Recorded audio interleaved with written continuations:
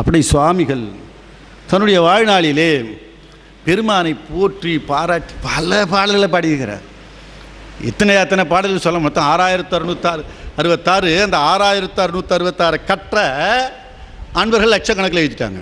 ஆனால் அத்தகைய ஒரு கருத்து செறி உள்ள பாடல்கள். சுவாமி 6 படை விட்டு இதுவும் எழுதுகிறார். பழனிக்கு வரல, கடைசி வரைக்கும் கூப்பிடவே இல்லை. அதுக்கப்புறம் சாமி பார்க்குறார், மற்ற பதிகளுக்கு எல்லாம் போகிறாரு, எல்லாம் பண்ணுறாரு. ஆனால் எந்த முருகன் பழனி எம்பதிக்கு வர வேண்டாம் என்று சொன்னானோ அதே முருகன் குமரக்கோட்டத்தில் காஞ்சிபுரம் செல்கிறார். சுவாமி காமாட்சியம்மையை வழிபடுகிறார், ஏகாம்பரேஸ்வரர் வழிபடுகிறார். குமார பரமேஸ்வரன் கோயில் இருப்பது மறதியாக அங்கே சென்று வழிபடாமல் கிளம்பி விடுகிறார் ஊருக்கு. அப்போ ஒரு தலப்பா கட்டின ஒரு இளைஞனாக வந்து, சுவாமி நீங்கள் யார் அப்படின்னு அந்த இளைஞன் கேட்குறேன். நான் இந்த மாதிரி ராமேஸ்வரத்துலேருந்து வந்துள்ளேன், தல யாத்திரை விஷயம். எல்லா தலமும் தரிசிச்சுட்டிங்களோ? எல்லாம் தரிசனம் பண்ணிட்டோம். ஏகாம்பரேஸ்வரர் கோயில் தரிசனம் பண்ணிட்டேன், அம்பாள் கோயில் தரிசனம் பண்ணிட்டேன், முருகப்பெருமான் கோயில் இருக்க தரிசனம் பண்ணீங்களா அப்படின்னு. அப்புறம் தான் சாமிக்கு ஞாபகம் வருது. ஏன்னா சாமி அங்கே போகிறதுக்கு முன்னாடியே குமரக்கோட்டத்தை பற்றி கவிதை எழுதிட்டார். ஒரு கொம்பிலே இருந்து ஒரு கொம்பிலே தாவி உழல்கின்ற வானரம் போல் ஒன்றினை நினைந்து மற்றொன்றினை கருது மனம் ஓயுமாறு அமல யோகம் புரிகின்ற நிலைமையில் கருவி கரணங்களை பொன்றிட நினைந்து உன் அருளில் புனந்திடாது என்று சொல்லுவார். அப்பேற்பட்ட ஒரு கவிதை எழுந்து அப்புறம் தான் சாமிக்கு ஞாபகம் வருது. முருகப்பெருமான் நேராக குமரக்கோட்டத்துக்கு அழைத்து சென்று, இது கொடிமரம், இது குமரக்கோட்டம், உள்ளே குமார பரமேஸ்வரன் என்று காண்பித்து மறைந்து விட்டான். என்ன தெரியுதுன்னா, இதில் நாம் சரியில்லாத முறையில் போனோம்னா பெருமான் நம்மை தண்டித்து சரியான முறையிலே செலுத்துவான்.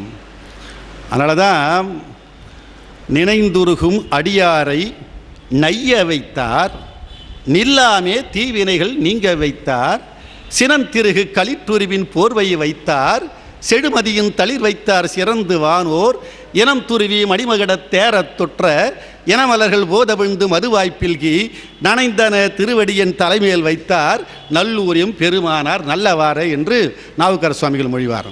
நினைந்துருகும் அடியாரை எப்படி பாடணும்? நல்லா வைச்சார்னு பாடணும் இல்லையா?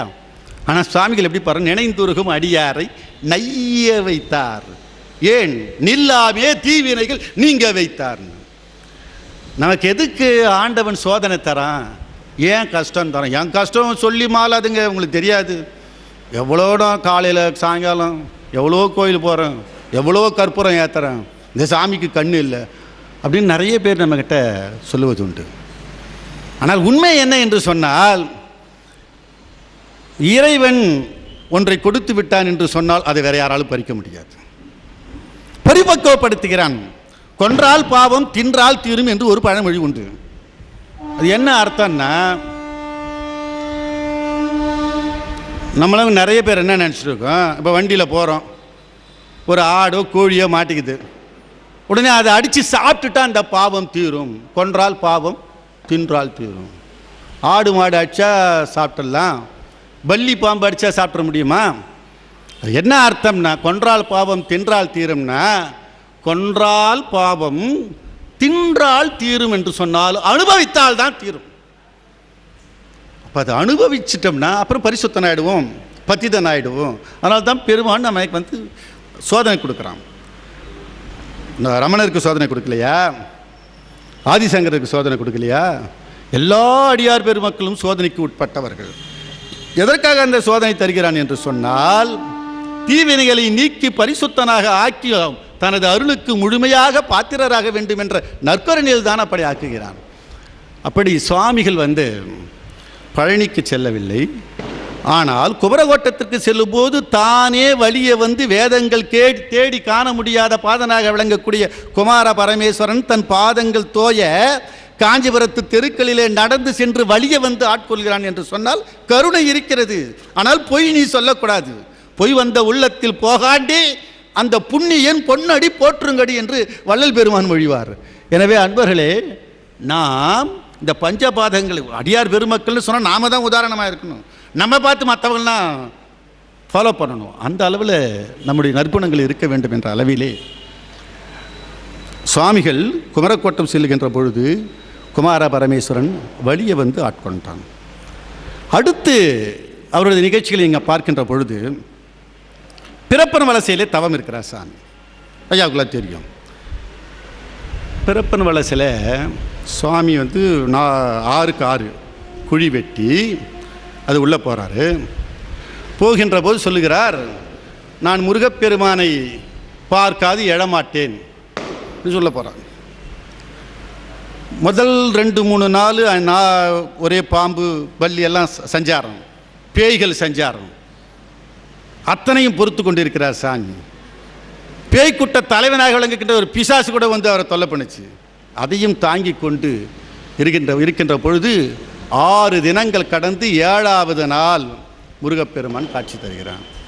எப்படி காட்சி தருகிறான் என்று சொன்னால், எந்த பழனிக்கு வேண்டாம் என்று சொன்னாரோ அதே கோலத்தோடு அதே பழனிநாதன் அருணகிரிநாத சுவாமிகளோடவும் அகத்திய சுவாமிகளோடவும் சேர்ந்து காட்சி தருகிறார். அகத்தியன் நக்கீரன் அணிதவத்த நோஜல் நாரதன் நல்ல அருளே பெற்று மிகுத்த திருப்புகழ் புகன்ற கருத்தொழலும் ஏனைய உள் மெய்யோர் எல்லாம் மகத்துவமுற்று உய்ய அடி அளித்த சிவனே எழிற்கொள் மயிலேறும் பகத்தரளமே உனது பதப்போது பழிச்சவருள் பண்ணாயிருக்கேன்பார். இந்த வார்த்தைகள்லாம் பார்த்தீங்கன்னா வேறையாவது உபயோகப்படுத்த முடியாது. அப்பேற்பட்ட ஒரு அருமையான அகத்தியரும் அருணகிரிநாத சுவாமிகளும் சூழ கந்தப்பெருமான் அவருக்கு காட்சி தருகிறார். அப்படி காட்சி தருகிற போது சுவாமி வந்து ஒன்று கவனிக்கிறார். நாமெல்லாம் பழனிக்கு போயிருக்கோம். என்ன பார்த்துருக்கோன்னா, முருகப்பெருமான் தலையை மொட்டையோட தண்டாயுதம் வச்சுன்னு இருக்கான்னு தான் சொல்லியிருக்கோம். பாம்பன் சாமி தன்னுடைய கணிப்பிலே சொல்கிறார், தலையில் பின்சிகை அறையில் கோவனம் தண்டம் அங்கையில் கொண்டு நின்றுளை. முழுமையாக வழிக்கப்பட்டு மொட்டை அல்ல, பின்னால சிகை இருக்குதுன்றார். ஆனால் பழனிக்கு போல அவர் பழனிநாதனே அங்கு எழுந்தருளி ஒரு மொழி உரைத்தான். அந்த ஒரு மொழியினுடைய விரிவாக்கம்தான் தகராலய ரகசியமாக விரிந்தது. அந்த தகராலய ரகசியம் யார் படித்தாலும் சரி, மொத்தம் 117 பாடல்கள். அந்த தகராலய ரகசியம் ஒரு 15 வயது பாலகன் படித்து விட்டான் என்று சொன்னால் அவனது காலிலே விழ நான் தயார். அருமையான அரிய பெரிய ரகசியத்தில் அதில் உள்ளே அடக்கியிருக்கிறார். அறிவினைக்கு அறிவான பொருளை அடிகட்கு அருளுமானந்த போத நிதியை அத்துவித நிச்சய அகண்ட ஏகாகார மானசின்மயவாரியை குறி திருபிலாத சிவ யோக பரிபூரண குற்பினை குருவரத்தை குழவுமுது கிழமையின் திலககோ சரசிற் சுகோதய விலாச வெளியை துறவர் இருதய நடையை அம்பரம தேசனை சுடரும் ஆனந்த வடிவை சுத்தபர தத்துவை சுடரை சுயம்புவை துரிய ஓங்கார முதலை நெரசரத நிற்கர நிராகனை நாமவர நிட்டையின் நிலாவு திருவை நித்திய சுபானுபவம் உற்ற அயிலடிகளை நிரந்தரமும் நெஞ்சில் வைப்பாம். பெருமானை நம்ம நெஞ்சில் வைக்கின்றத சாமி அந்த தகராலய ரகசியத்திலே அரிய நூலாக இன்னைக்கு நம்ம பாரிக்கு தெரியும். எத்தனையோ அன்பர்கள் தகராலய ரகசியம் நூலை எங்ககிட்ட கேட்டு வாங்கி போயிருக்காங்க. ஏன்னா தகராலய ரகசியம் படித்து விட்டால், பொருளை உணர்ந்து விட்டால் அவர்களுக்கு நிச்சயமாக மறுபிறப்பு கிடையாது. அப்பேற்பட்ட ஒரு அரிய நூல்.